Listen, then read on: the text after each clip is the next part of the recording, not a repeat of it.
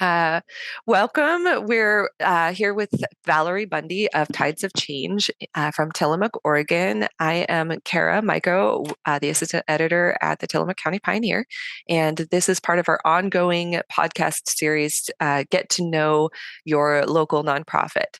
So, with that, Valerie, please, who is joining us via Zoom, please let us know where you are at with Tides of Change. Hi, yes. Thank you for having me today. So I'm the executive director here at Tides of Change, and I've been here a little over 6 years now, and I'm in our office currently in downtown. Nice, nice. And I'm assuming you got a little snow last night. It snowed where I am. A lot of rain, a lot of A lot of rain. rain. I only bring that up because it's the end of April and it's not supposed to be snowing right now. Yeah, it's the winter that's never going to end this year. Yeah, feels like it. Great. So, why don't we start with a little bit of background?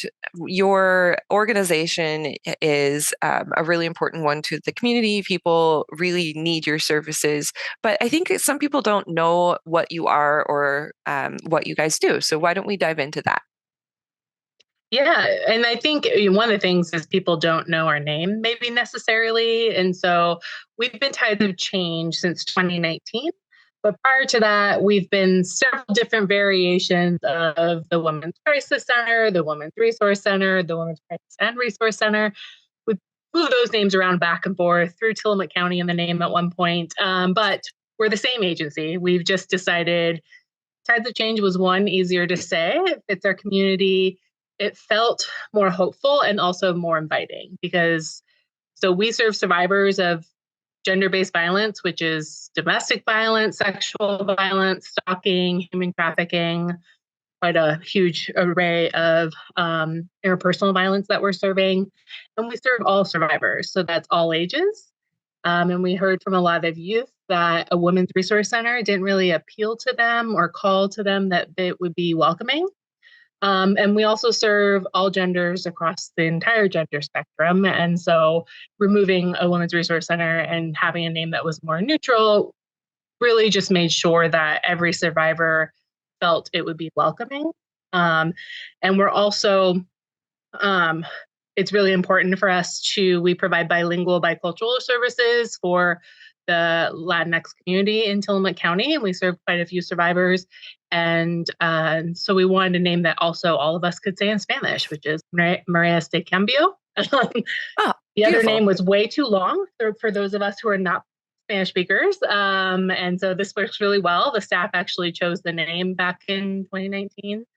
So we've been here. We're in our 40th year of being in Tillamook County. So been here for quite a long time. I think quite a long time at the location we're at in downtown 2nd Street in Tillamook. And we really provide quite an array of services. And one of the things that we have, of course, we have an emergency domestic violence shelter, which I think is what most people would assume is our entire agency. It is just one portion of our agency. We serve only 6 households at one time. So that's not that many people who are accessing shelter. And that can be a household of 1, a household of 6. So it can be a mom with several children or a survivor with several children. We're also pet friendly as of 2020. So survivors can come with their pets without having to have, documentation or anything along those lines because, it's one barrier why people wouldn't leave. I know I wouldn't ever leave my animals behind, especially if threats of violence have been made to them. So we wanted to make sure to reduce all barriers and that the whole family can flee safely together. And then the majority of our services are out of our advocacy office in downtown Tillamook. And those really vary from survivor to survivor. We are really focused coming from client-centered, so survivor-centered, survivor-led services, really focused on empowering. So we're not going to tell people, here's what you have to do. This is what will work. This is what you're going to do. You have to get a restraining order, have to call law enforcement, because we don't really know what's best for each individual. We want people to make sure they're making choices that are going to work for them and their family, and that are right for them. And, us telling them what to do is not the right thing because Restraining orders are great for some survivors. They're not necessarily safe for other survivors to have. And same with talking to law enforcement. Sometimes that's a great way, and people will stop being violent or back off, and safety can occur. And other times it escalates. So we really want to be able to safety plan, and that's what the advocates that work here are experts at safety planning. We really hope that we can talk to survivors who are leading, especially intimate partner violence, before they leave, because the most dangerous time for a survivor is when they're attempting to leave or have just left a relationship. And so we want to make sure we're there so that people know sort of every option that's available to them and have all of the support.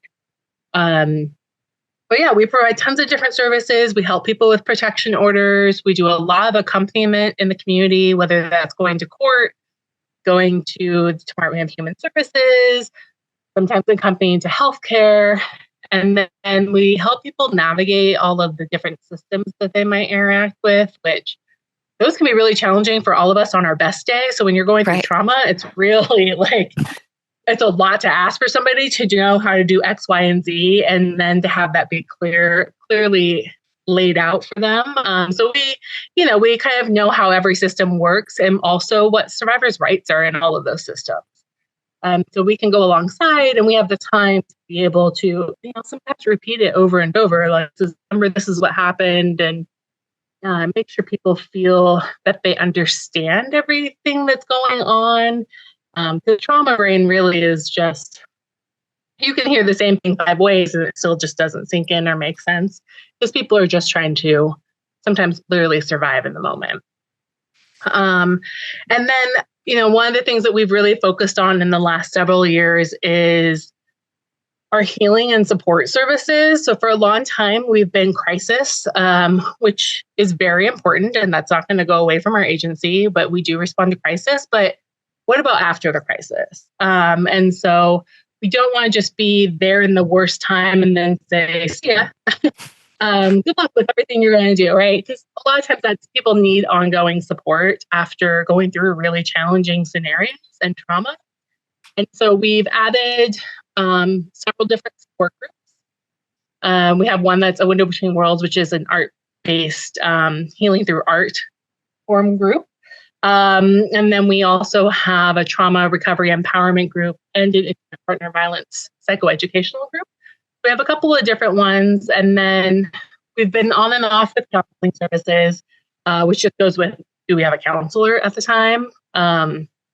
Counselors are really hard to come by nowadays. And so, like everybody else I know that offers counseling services, it's been quite challenging in the pandemic. So we're back and forth with whether or not we have that service. And a couple of things I think are important is, one, everything we do is free. We never charge anything. Even counseling would be free. And all of our services are voluntary and they're confidential. So we have that one of the highest levels of confidentiality, and we cannot confirm or deny that we know anybody unless the survivor has given us written consent. And that includes law enforcement. Even if law enforcement referred you to us, we can't confirm or deny that we know you. That is pretty impressive, and probably is a really good safety mechanism for a lot of survivors. Let's kind of break down the different services that you offer. Sometimes for me, I really visualize things with statistics, and I know that sometimes people go a little cross-eyed with numbers, but maybe we can start with some of the basic statistics. Like Tillamook County has somewhere between, I think last I looked, 25,000 and 30,000 people. And I've heard anywhere between 1 in 3 women have been in relationships that have had domestic violence, and 1 in 5 men have been in relationships that have had domestic violence. I'm imagining there's some overlap when domestic violence doesn't always go one way. Sometimes it's 2 ways. So can you talk a little bit in generalities, obviously not about the specific people that you work with, but just in generalities, what are the driving motivators behind some of these, I guess, acts of violence? I don't really want to just go too deep into the types of things that happened if that's not something you're comfortable talking about. Yeah, I mean, I think, for all of these different types of violence, whether that's domestic violence, sexual violence, stalking, and even trafficking, the heart of it is the person that's choosing to use violence is doing it because they feel that they're entitled to have power and control over their partner, over everybody else in the house, over someone they've deemed is their partner. When we talk about sexual assault, it's not about sex. It's not about the act. It is about having power over the other person, and so I think that's a lot of times the misconception is it's just an anger issue, or we have a lot of things we like to blame it on, like blame it on the alcohol, type of thing. Um, well, we know things like alcohol or times of stress like job loss, even people's own traumatic history can sometimes escalate situations. It's not the cause of it. The cause is ultimately that somewhere along the line, someone has learned that power and control get them what they want, and that they feel the big thing is that they feel entitled to it. And so a lot of the times, people are like, well, I've used power and control, but sometimes that's more reactionary, not like I was doing it to protect myself versus I was doing it because I should have control over it. It's kind of how we try to talk about it and explain it to people. Makes a lot of sense. Um, Maybe let's talk a little bit about the kinds of services that people need after the crisis. So you mentioned counseling, ongoing counseling. What other types of services do people need after these types of incidents? Mm-hmm. A lot of times, I mean, after sort of safety is achieved, it can be stability a lot of times is the other issue and the factor, which is also sometimes why we see people return to their relationships. Excuse me. And so, we help a lot of survivors be able to, in assistance with community partners such as CARE, be able to figure out housing, which in a housing crisis is also very challenging to do. Survivors aren't necessarily planning 2 years out for waiting lists. Mm. And so helping people be able to rebuild. And for a lot of survivors, especially if they were in a relationship for a really long time, the emotional and verbal abuse really take a toll. And survivors have always told me that that was far worse than any physical acts of violence. Like they would have rather been hit than to have experienced all of the mind games and the gaslighting and the manipulation and just like ongoing destruction of who they were. And so there is a lot of after the fact, which counseling and the support groups can help with, having to really rebuild their self-worth and being able to kind of reconnect or find who they're now after that experience. Because obviously it's always going to be their life story, but they just have to define them. And so really helping people re-engage relations typically a really big factor.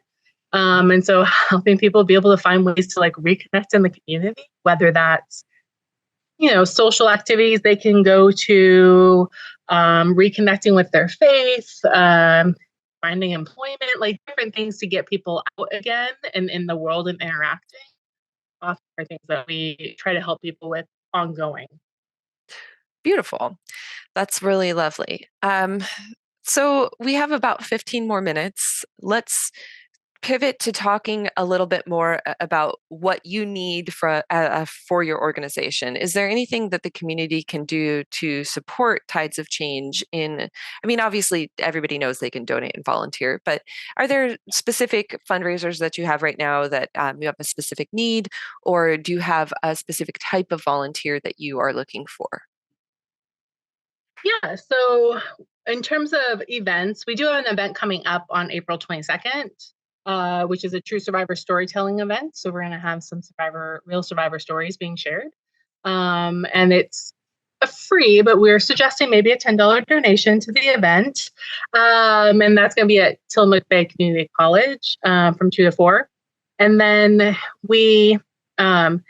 I think one of the things is the more we talk about it in our community and recognize it as an ongoing issue, because I think we still when I meet people in the community, it's like, oh, it can't be that many people. And I'm like, statistically, it is that many. Survivors, whether they've ever told you their story or not. I mean, it's a guarantee. Every room we go into, there's survivors, and they usually come and tell us.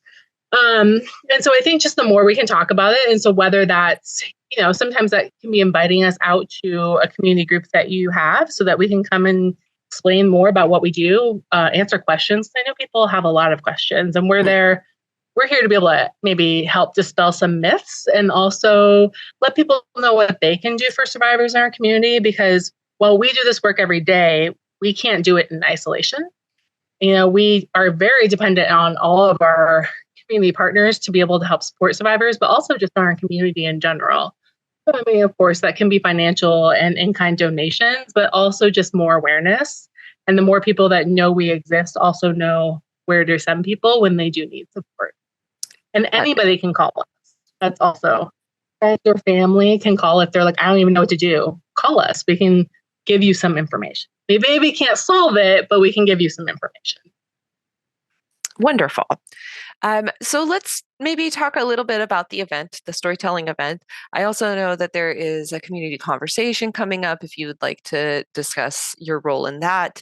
But let maybe talk a little bit more about what you're hoping to get out of the event on the 22nd. Yeah. So, a lot of times people want to hear like stories from survivors, and that in a small community can be very challenging to do and not feel very safe for survivors. And so, our event, we have 9 stories and poems, and they're all from survivors. Not all of them have received services from us, but they've been survivors that live in our community now. And we have a few people who are going to read their own story. And then we have several who want to still be anonymous. But I think that they're oddly, I mean, saying this, but they are really beautiful stories that people have shared and their poetry, because really, I think it also highlights this terrible thing has happened to you, but look at how you have continued moving on. Look at your resiliency and like how you have continued to overcome that terrible experience that somebody else caused, right? And so I think in that it's going to be, it might be emotional and hard for people that don't hear this every day, but I think it also will be really, really moving to be able to hear people's stories, what they went through and where they are now.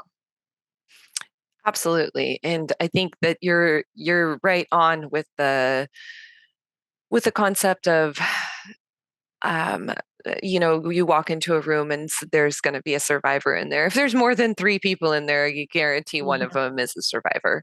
So, or an active victim, I suppose. The other aspect of telling these stories is you're absolutely right. In a small community, like anonymity is extremely important. Often you see these people that if you have had that experience, you'll see that person in the grocery store or you'll know friends of friends. And so you have to almost be ever vigilant. Obviously, this causes a lot of, I'm imagining, post-traumatic stress disorder. Mm-hmm. I, in terms of providing support for people who have PTSD, is that something that you feel that you're well equipped, that your organization is well equipped for, or do you feel like you have to then refer certain people out to more intensive care because of their experience? It's a mix. So, our support groups and when we have counseling services can be very useful, but there are times that the level of anxiety, the severity of symptoms might need more support than we have, or might need, there's nothing wrong with it. At times, some people might need medication management, which is something that we can offer. And so we definitely have really good partnerships with the Family Counseling Center. We can make referrals. They definitely make referrals to us when they're working with someone and it comes out that they need our services. And our other healthcare partners as well. We've really worked that referrals go both ways. We need to make sure survivors have access to healthcare and mental health as much as survivors need to be able to know that we exist in the services that we can provide. And so those partnerships, I think, are really important because survivors usually go to healthcare before they're going to come find us, or they go to some other trusted agency that they know, or a trusted friend, or a church leader, and that's who's usually sending people our way.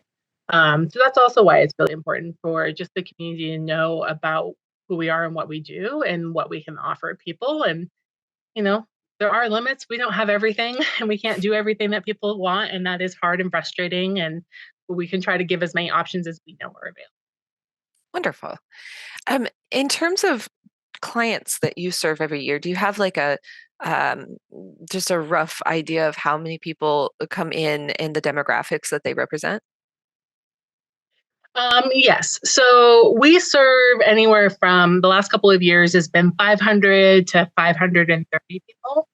And those are not duplicated, those are deduplicated. Typically, I would say about 60% are new to our agency. And we have other people who are very ongoing, have received services prior to that reporting year. Majority, and this isn't uncommon anywhere, majority of our survivors are female.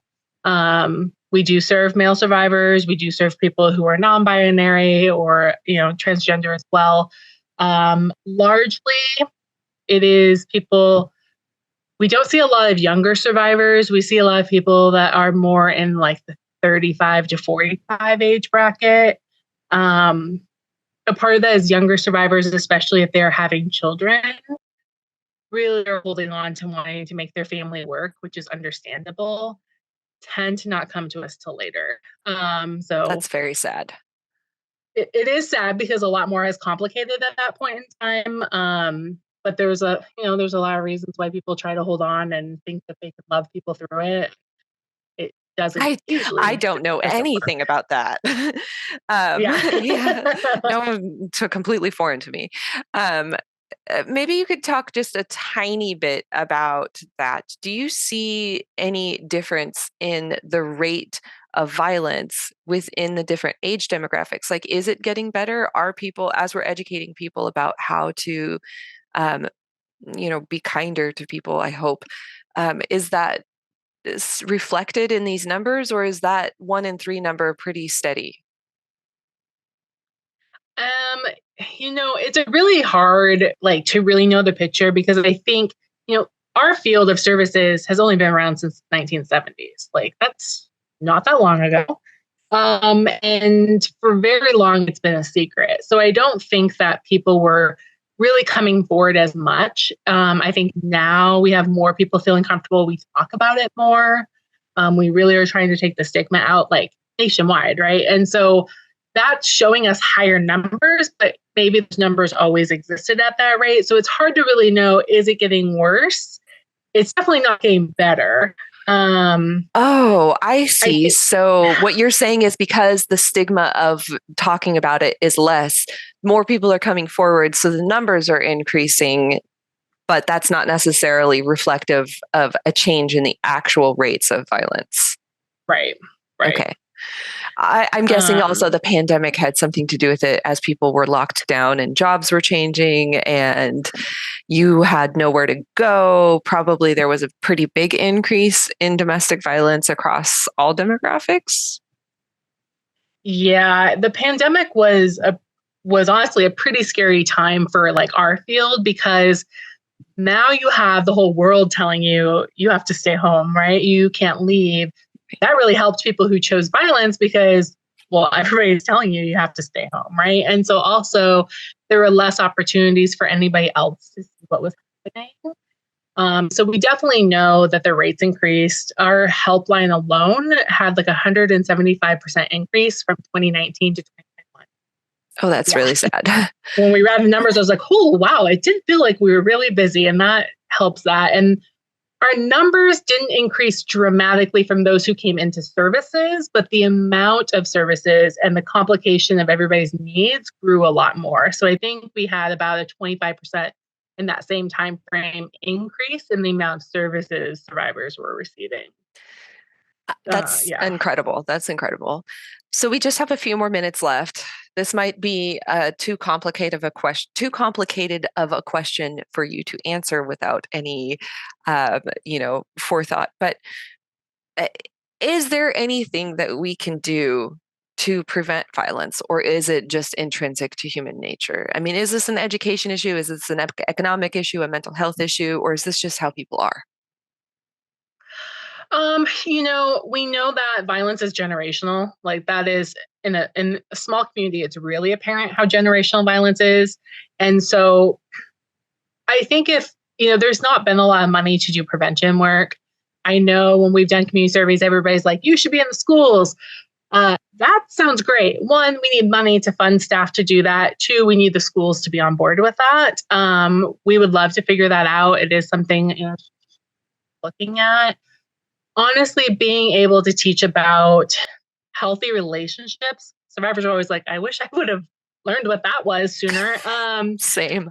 I Yeah, get it. because there are a lot of things that we find, somewhat romanticized in Like, all oh, over you never media. stop And calling me. I love it. yeah, Until it's like, they oh my must love you God, so you never much. stop calling me.